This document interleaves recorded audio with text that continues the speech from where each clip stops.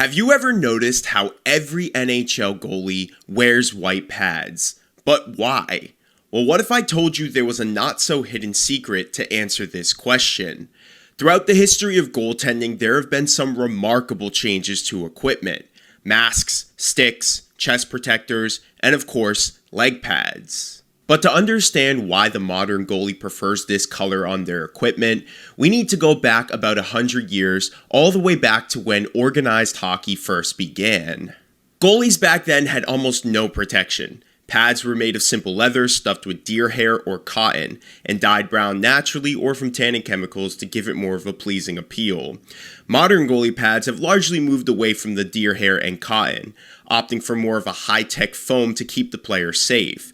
But some manufacturers offer pads that mimic that look and feel from the older deer stuff designs. And there was no design strategy in the early days, so the brown pads blended into the ice, boards, and uniforms because there just was no alternative. Color wasn't even a consideration back then, and in fact, not a single person believed that they could use the color of their equipment to psychologically get an advantage against their opponent.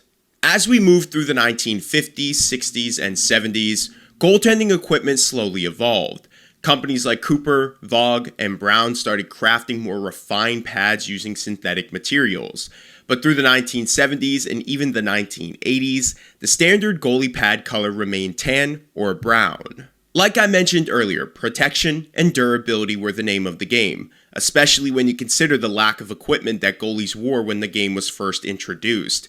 Making sure that the goalie was comfortable while not restricting his movements were a higher priority than style or visual appeal. But this was all about to change. The good old 80s and 90s. This was when the NHL had all of their games broadcasted in color. I want to emphasize the word all in that statement because there were some games that were broadcasted in color throughout the 60s and 70s, but it wasn't until the 80s and 90s when the NHL fully switched over to have all of their games broadcasted in color. Now you might be asking yourself, why are we talking about old television with the NHL and the broadcast being in color or black and white? Well, the reason I bring this up is because of visibility. Easily the most important variable when it comes to the evolution of goaltending and the color of their equipment. Fans could now see everything in full color. And because of this, goalie gear became a blank canvas, literally. Suddenly, companies like Heaton, Coho, and Bauer started experimenting with colors and graphics. You started seeing bright reds, blues, blacks, and even neon on some pads. Goaltenders like Patrick Waugh, Ed Belfour, and Curtis Joseph, just to name a few, made waves with their personalized gear. It became a part of their identity, but by the early 2000s, teams and equipment companies noticed something interesting. Goaltending is a battle of inches, and perception is everything. With the speed of today's game combined with the amount of talented goalies that exist, every person trying to make one of those 64 roster spots as a starter or a backup has to use every advantage that they can get. That's where the color white comes in. Let's talk about science for a minute. Human eyes are naturally drawn to contrast. When a shooter skates in, their brain is scanning for open space between the goalie and the net. White pads reduce that contrast, especially under bright arena lighting. They blend with the ice and boards, making it harder for the shooter to locate gaps. Studies from sports psychologies and vision science back this up. Athletes process visual information in split seconds, and white equipment minimalizes the cues that shooters use to aim.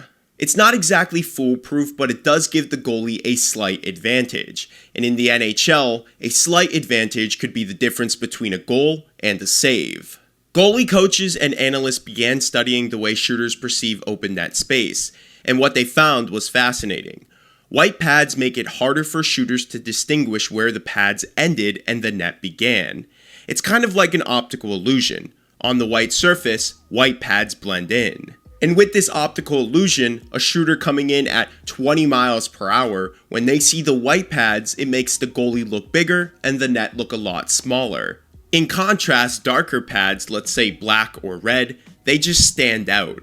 The shooter's brain can more easily process open areas to aim at, and that puts more power into the shooter's hands as opposed to the goalie. And just like that, color became a huge strategy when it came to creating goaltending equipment.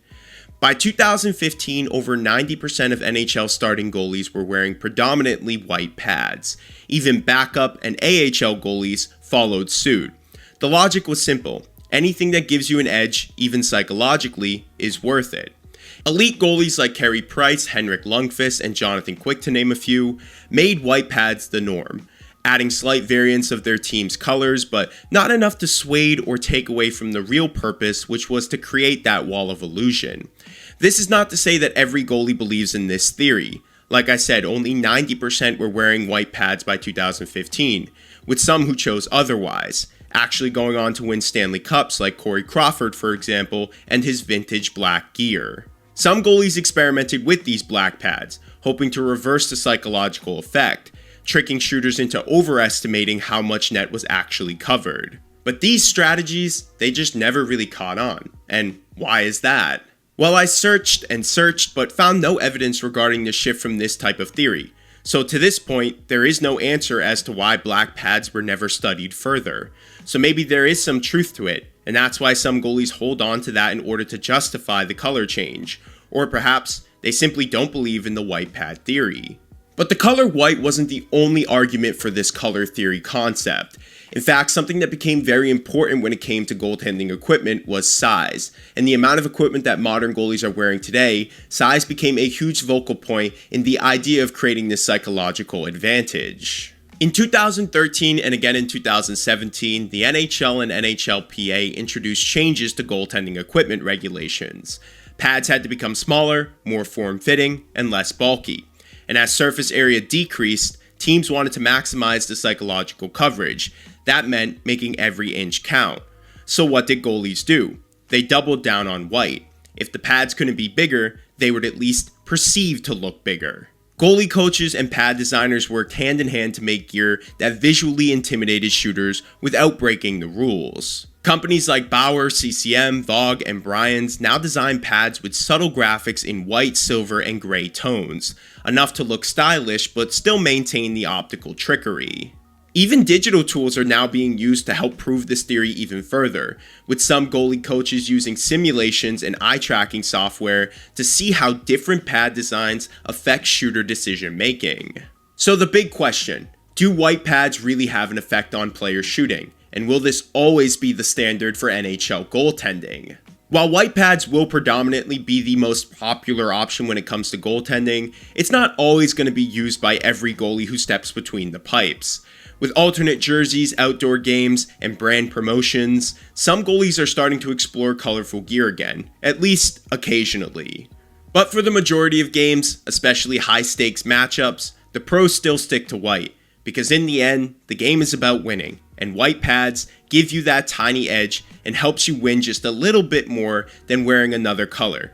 But hey, you always have the option of being personalized and wearing whatever color you want. Just depends on how much you care about getting that competitive advantage against the guy standing on the other side of the sheet. But this is a brief history as to why NHL goalies wear predominantly white equipment. Do you guys believe in this theory, or do you think that it's a fluke? Let me know what you think in the comments below, and if you want to see more content, I have a few videos for you right here on the screen, so be sure to check those out after. Thank you guys so much for watching. If you enjoyed this one, give it a thumbs up and subscribe to the channel for more stuff like this. I will see you guys in the next episode.